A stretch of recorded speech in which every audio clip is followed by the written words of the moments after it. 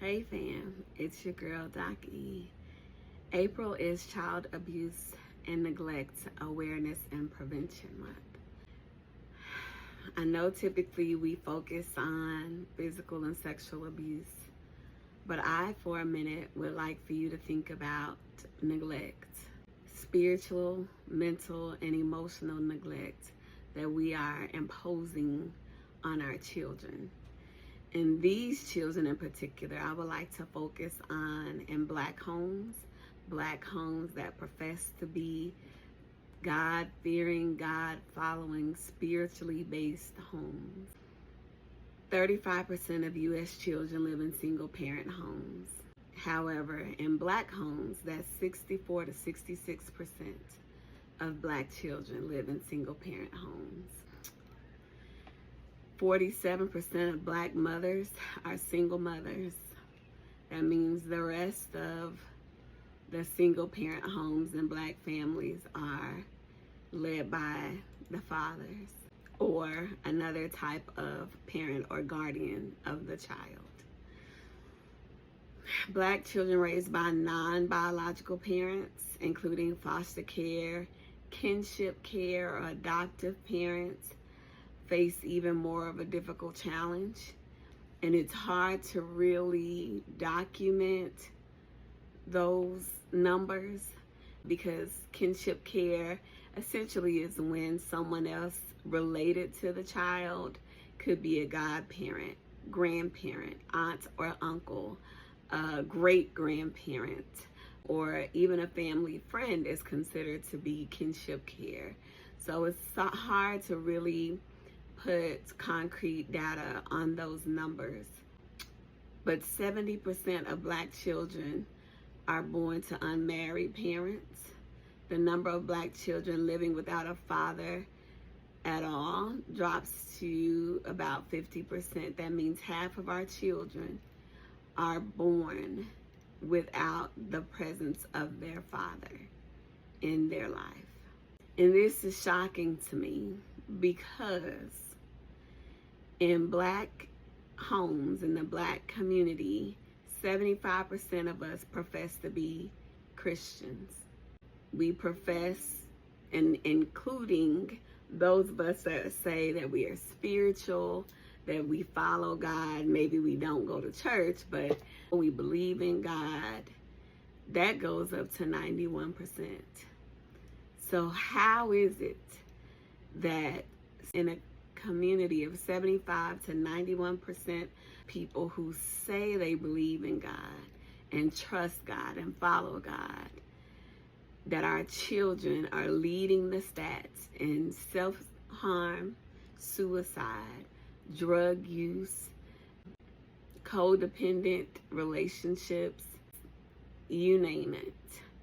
One of the things that I was posting about at the end of last year was that we have more things. We have more degrees. We have more luxury cars and luxury homes and all of these things, yet we are acquiring them at the expense of the mental, educational, social, and spiritual expense of our children. So we have more things, but we're doing less with it. The Bible clearly speaks to this. It says that our children are our inheritance, not what the world deems as success, but our children.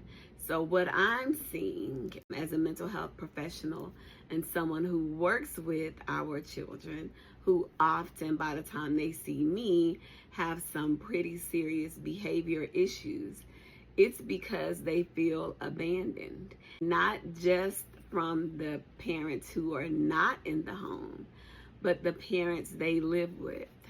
So let's look at this from two different definitions. You have the absent parent who is living in the home with the child, but is not present emotionally, mentally, spiritually, or even really concerned about the child's educational well-being. And as a former educator, I can speak to this because there would oftentimes be when I would reach out to parents whose children were failing my class, I would get no response. No response, no concern, no what can we do to get them back on track. It wasn't until the report cards went out and then the parents saw the child was failing, and still sometimes I would get no response. But then also let's look at the definition of abandonment. So abandonment is often what we see when we say the child's mother or father is not in their life at all. This still happens more so with the father than the mother, but it is increasingly happening with the mother. Therefore, you have a lot of our children being raised by people other than a biological mother or father.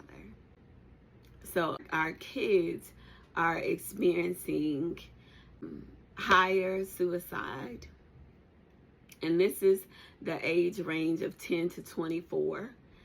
Suicide rates increased significantly for that age group between 2018 and 2023. It increased by 36% for Black youth. Black children aged 5 to 12 are twice as likely to die by suicide than white children. Suicides among white individuals that are older are common, but not younger people. But you guys know that my focus, my passion, my calling has always been for the youth and young adults. Although I have counseled, still do from time to time, older adults. But my concern is for our children. So we say we believe in God. We say we trust God. However, we also say, well, there's no book on how to raise our children. We just are weaning it out. We're just figuring it out, but that's not true. God has given us instructions on how we are to be in a family, how we are to raise our children. But we have chosen not to follow those instructions. And unfortunately, we're seeing the end result of that. And it is bad. It's interesting to me when our kids get 19, 20, they turn 18 and you say, okay, you're an adult now, you graduated high school, or maybe you didn't, but I've done my job, I'm done. No, you're not. If you did not follow God's plan on how to raise and train up the child in the way that they should go, then you haven't done your job. Our children are the least prepared for real world. They have abandonment and attachment issues, largely because they lived in homes with parents. I'm 45, with parents my age who chose to use their time to focus on worldly success instead of being present and available for your children. We're seeing the outcome of that. We wonder why we have so many young men who just expect the woman to take care of them, but they not contribute anything to the household. We wonder why we see so many young women getting in harmful relationships, being addicted to drugs, and self-harming. This is why. If we don't do something about it soon, if we don't change what we're doing, we're going to have another generation who is hurting, who is wounded, and in need of healing. But are we willing to do the work? I'm back, y'all. It's been a minute, but it's time to have the tough conversations. Be encouraged. Know that you are loved.